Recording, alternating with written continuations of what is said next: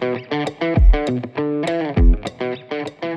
everybody, welcome back to a new season of Gloves Off. We are your new hosts. I'm Elle. I'm Max, and welcome to Gloves Off. Super fired up for this new season. We want to give a quick shout out to our former hosts, Kendall Skalicki, who's now working with the Philadelphia Flyers, and Josh Bartosik, who is now, I believe, in Rochester. And a quick moment of silence for them. No, they're not dead. They just graduated. So I'd like to take a brief moment for a moment of silence. All right, thank you very much. We're jumping right in. We're going to make it even better than what they did. So, Elle, I'll let you take it away and lay out what we're going to be covering. I guess we can start off. Max, you want to introduce yourself? So, yeah, my name is Max Malec. You guys probably remember me from last season. I was on episode 8, and like I said, I'm taking over as one of the new co-hosts. It's a huge year for Penn State men's hockey and Penn State hockey in general, both the men's and women's programs, and I think both are set up for huge years. Both, I believe, can win the national championship, and it's going to be so much fun to watch, so much fun to cover, and we're excited to bring you guys inside what the locker room really of Penn State men's and women's hockey, because everybody sees, the commitments on SportsCenter, the games, the crowd, but nobody really gets that insight into what the room is like and what the guys and the girls on the team are like, and we're going to bring that to you, so we're super excited for that. So, Max, how's your freshman year going? It's something. I got to say, the first week, obviously pretty stressful. You're adapting to a new schedule and, the whole free will thing, because in high school, you're stuck in the same walls with the teachers and the same people, which you kind of get sick of. Not that any of them were bad. They were all great people, but probably by the, halfway through my freshman year of high school, I was like, all right, this is stupid. I want to go to college. And obviously, I'm in the place that I've always wanted to be, and doing stuff like this is what I, could have ever dreamed of as a kid. Super excited for it and just ready to get this Penn State journey started and ready to see all these experiences and experience all these experiences and just get it going, really. So you're a broadcasting major? Yep, broadcast journalism major. Okay, I'm in PR, so behind the camera, so this is all new to me, but this is definitely good experience for you and what you want to do. So excited to get started and excited to go. So I guess I can introduce myself a little bit because I'm also new, but I am going into my junior year here at Penn State. I'm a PR major, but outside of the podcast and outside of school, I do the social media for the hockey team. I'm an intern with the strategic communications department. I've been doing that since my freshman year, which has been really fun and exciting. I've seen all the different ups and downs of this team and have gotten really to know all the players, so I'm excited to continue that. This year is going to be a lot of fun, I think. For those of you that are new, I guess we can talk about what this podcast is and what we're going to be giving to you guys. So we're going to do bi-weekly episodes. I think that means every other week. Yeah, that does mean every other week. Good job. Nice job. We're going to be doing every other week episodes. We're going to have players, hopefully some coaches. We want to do a lot of fun interviews for you guys and just really bring you along and give you the inside scoop on what this team is and how they are off the ice. And that's I think, the goal. And I think Kendall and Josh really established that last year. So 100%. Hoping to continue that and make them proud. So, yeah. Do you want to talk a little bit about last season? Last season, huge. And nobody really expected it. Obviously, with the start of the season, they started off, I believe it was 0-9 in conference play. So, and I believe that was right before Christmas break or somewhere in that area. But everybody kind of wrote them off. Nobody really expected what would happen. And in my eyes, what I saw from watching them all year, that turnaround started in the Frozen Confines game against Notre Dame. Yes, they lost, but for me and for everybody else, what we saw was a new program coming out of break. You saw a revitalized program and a team that now knew how to play with each other, and then they would go on that next game to beat Notre Dame and then go on an absolute tear to finish off the regular season and then go into an Allentown regional and face the number 1 seeded Maine Black Bears. But regardless, Penn State went in there, took care of business against Maine, played very, very well. And then the UConn game, which I have to say was probably, if not definitely, the craziest sporting event I have ever witnessed in person or on television. I wanted to throw up at multiple times throughout the game. It felt like my heart was going to explode. And then when Matt DeMarsico finally put that overtime win goal in, the place blew up. It was nuts. And then being able to celebrate with the guys after the game, take pictures with the trophy, it was totally just euphoric in a feeling unlike I've ever experienced in any sporting event, and something that I will never forget. And it really sets the precedent and the standard for what those guys can achieve this year. My parents always say how I have like the weirdest nerves, especially in hockey games. Like, I've been around hockey my entire life, but that game in Allentown, I've never been so nervous at any game in my entire life. And it's so hard to be professional in that sort of situation, because I'm literally like standing there like shaking, like trying to record, and like I don't know how I stayed as still as I did when that game-winning goal went in. I just stood there. I would think I was like frozen, and everyone around me was going insane, and I just stood there, and I got such a good shot of Didi celebrating, but I have no idea how I managed to stay that calm, because that was actually the craziest game I've ever seen. And it's such a good memory looking back, like for the program, for me, for everyone involved. It's just so crazy to think about. And imagine what those guys and the coaches were feeling on the bench too. Like, you get, as an athlete, you get those pregame jitters or the pregame butterflies, and I'm sure if you've played a sport, everybody's familiar with those. But in a game like that, where the stakes are what they are, and you're as far into the game as you are, and you're playing, both teams are playing as they are, that feeling has to be completely different. And I couldn't imagine what that feels like for those guys. I couldn't even imagine. Or like being Didi in that situation, I could not imagine. He said that he blacked out and stuff when he threw a stick. I just couldn't imagine. I wouldn't think that. Obviously, Jack Hughes makes that throwing the stick Sally very popular, but I couldn't imagine you're fully conscious in that moment. You just chucking the stick. Totally it's just like, it's not a voluntary movement. You just do it. That was just so remarkable, but it definitely set up the team for a great story and a great season to come. So with that, I guess we can go into, what are you looking for? What do you think about this season? What are your expectations? You think we're going to make it back to that same spot and make it to that Frozen Four again? Definitely. I feel like my expectations are what everybody else's are this year. It's really, I don't want to say national championship or bust, but it's kind of that way. You have a guy like Gavin Mckenna, who is nothing short of program changing, coming into Penn State, making that commitment on Sports Center, no less. And then even before that, you get a guy like Jackson Smith, who goes 11th overall to the Columbus Blue Jackets. I'm going to go off on a little side tangent here. As a Pens fan, I wanted him to go to Pittsburgh so bad. When all those teams passed up on him, I was like, oh my gosh, here it is. He's going to Pittsburgh. And then we took some kid from Michigan, and I was devastated, especially when he went to Columbus, being a rival of Pittsburgh. But it's going to be a lot of fun to watch him there. But first, we get to watch him here in State College. And then, obviously, you got guys returning like Aiden Fink, who, in my eyes, should have been in that top 3 Hobie Baker finalist last year, Reese Laubach, and so many other guys. We dipped into the transfer portal, got guys like Kevin Reidler to replace Arseny Sergeyev in net, and another huge pickup, not just Guy Gadowsky's son, but a Hobie Baker Award finalist and one of the best defensemen in the country, Mac Gadowsky from Army, really sets a great foundation for this team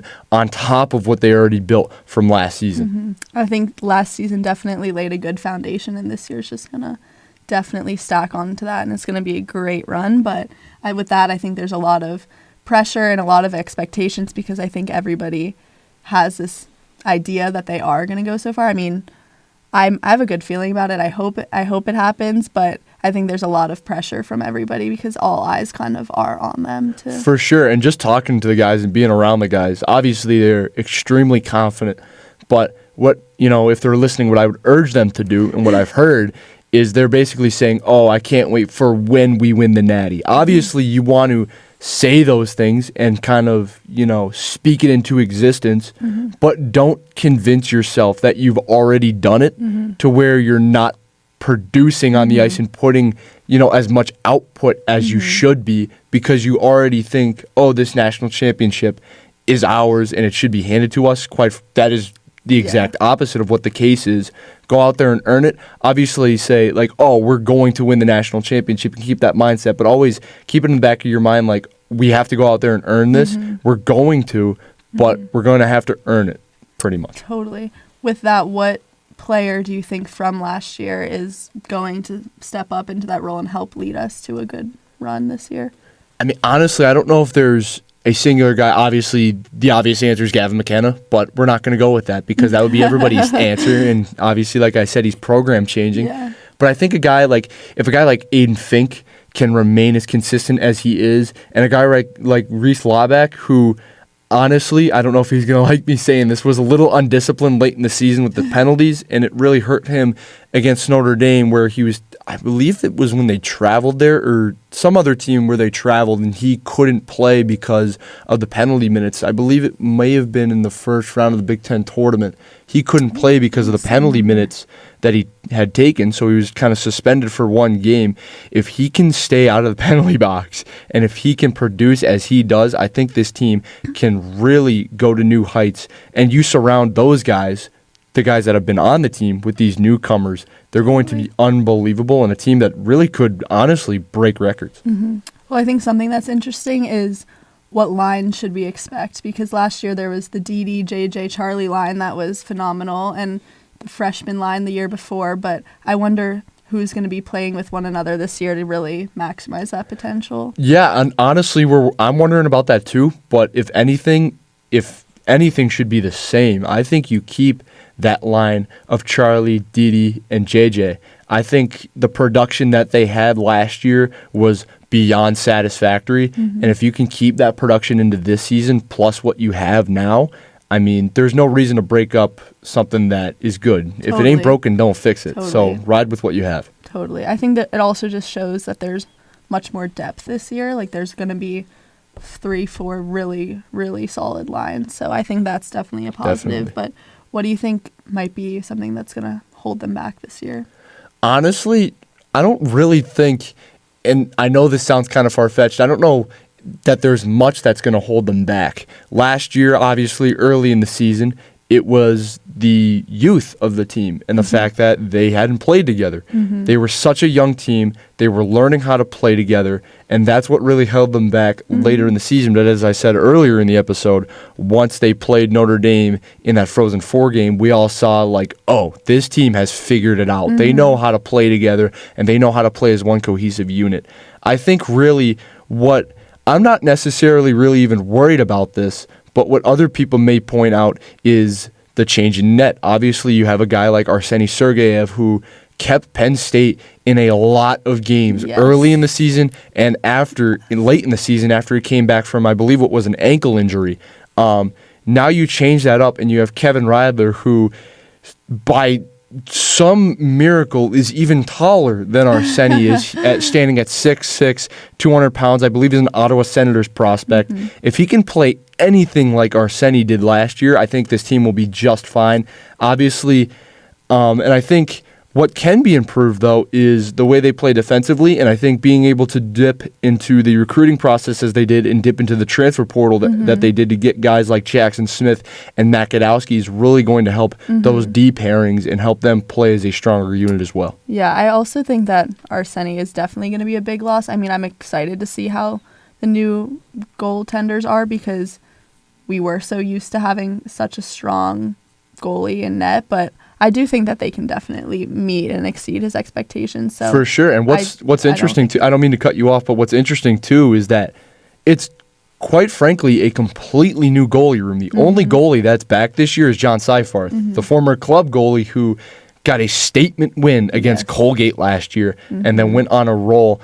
And other than that, you have Josh Fleming from, I believe, the QMJHL, freshman goalie, and then you have a guy like Kevin. So it's a completely new goalie room, but it's an exciting goalie room, and it's great to have fresh faces and very talented fresh faces in that room. Totally. So besides the goalies and obviously McKenna, what do you think or what do you expect from these new guys? How do you think that the CHL prepared them for college hockey, and what do you think that's going to do? I think the CHL did a fantastic job, and as an American, I am very ashamed to admit that.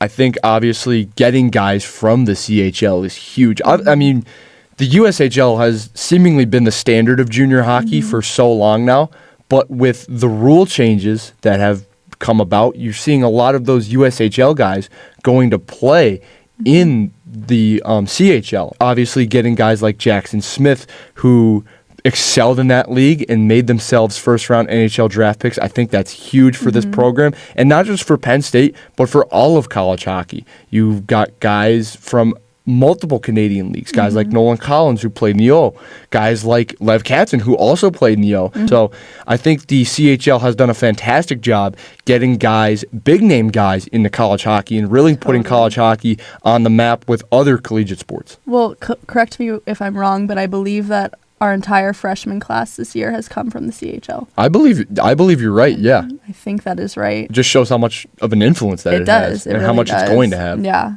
and I think that's going to definitely change college hockey, hopefully for the better. But also, they've really been good for me because they love all of my content, and they've been really helpful in making videos for me, and I really appreciate that. Yeah, why don't you tell the viewers the story of the Gavin Mckenna Jackson Smith TikTok? It was so funny that you showed me that beforehand, and then I saw it and sent it to you. I was like, oh, this is such a full circle moment. Yeah, so I do the social media, obviously, for the team, and I take all the crazy TikTok trends and force the guys to do it, and they always try to give me a hard time. No, I'm never doing that. No, I won't do it. And then they do it and they love it and it goes viral. But Jackson and Gavin in particular were very excited about the video that I got that actually got almost 400,000 views on Instagram. Yes. Nice job. It did go very, very viral compared to other videos, but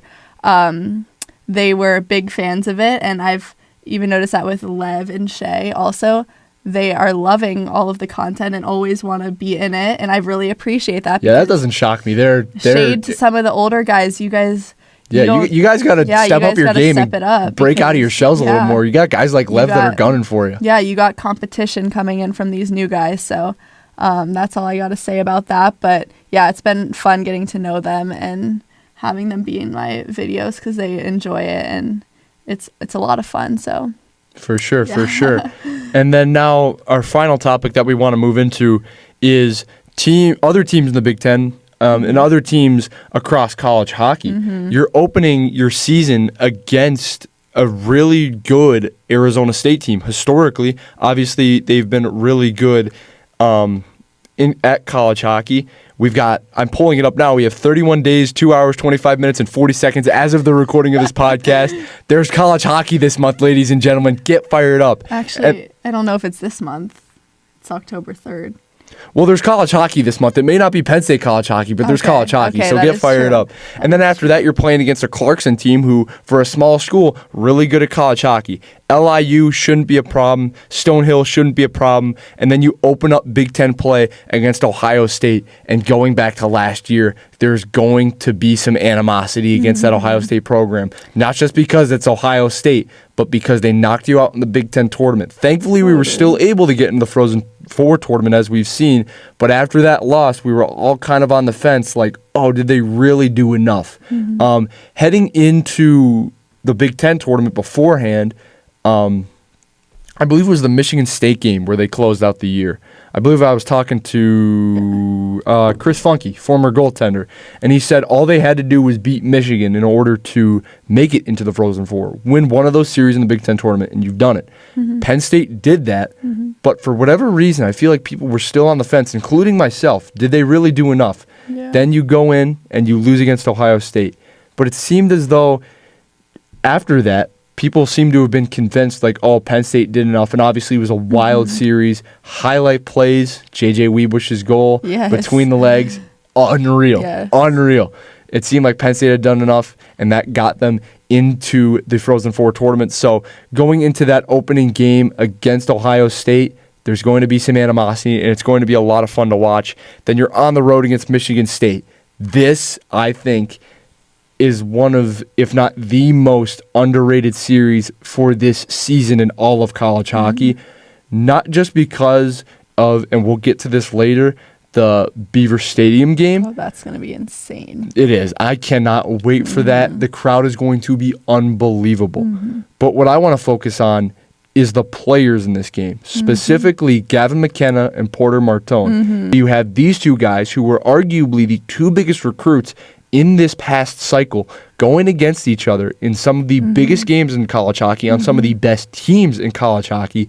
That's going to be unreal to watch. And then obviously you have other games against teams like Michigan, Minnesota. Then you get another out-of-conference series with RIT, then Notre Dame, and then Wisconsin, who was strong last year, a lot stronger than they've been recently. Can they keep that momentum going? We'll see. And then obviously you play those teams again, and then come the Big Ten tournament, and then come the Frozen Four, which I guarantee you will see the Nittany Lions in Vegas this year hoisting that national championship trophy, and it's going to be very fun to watch. I mean, I'm right there with you. I'm really praying for that. I'm hoping for that, and I believe that. I think that could really happen, and I hope it does. But as Coach Gadowsky always says, the Big Ten's the Big Ten for a reason. I think every game is going to be insanely competitive. They're going to be coming for each other's necks. It's going to be intense, and that's what makes the Big Ten fun. So I think every single one of those games is going to be competitive, but the one at Beaver Stadium, that's going to be insane. Unbelievable. That is going to be so fun. I'm so excited for that, but it's also going to be freezing. So did you go to Wrigley last year? I didn't, no. I was talking to Eric about it. Eric Olson, for those of you guys who don't know, is the color commentator alongside Brian Tripp for Penn State hockey. They went to Wrigley last year for the Frozen Confines game, and he said it was freezing, and they were in multiple layers. So I don't expect anything different for the Beaver Stadium game. But even people that don't watch hockey, which, I mean, at this point, how could you not? Especially college hockey with so much happening, and people all around the Center County and State College area, everybody's going to be there. It's going to be such a big event, right up there with the whiteout, I believe. Totally. Any last comments? Fired up for this year. Excited to bring you guys some content this year. Content that, obviously, we've said before, Josh and Kendall did a phenomenal job. They set a very high standard, and one that we're excited to set even higher. But we're going to give you guys content that, has never been seen on this podcast. Got content with the new guys on the team, content with the old guys on the team, coaches, assistant coaches, equipment staff, maybe. You'll see. You guys are going to be able to see content that has never been seen before on this podcast, and something that I believe will give you an insight into this program beyond the surface level stuff. And believe me, there's a lot of surface level stuff. I've seen it, Elle's seen it, you've seen it on social media, on ESPN, on NHL Network, wherever you've seen it. It's there. It's hard to ignore. The noise is loud, and I'm telling you, buy stock in this program because it's going to the moon. Subscribe to us on YouTube, follow us on Instagram, and... Are we doing a TikTok this year? I feel like we have to.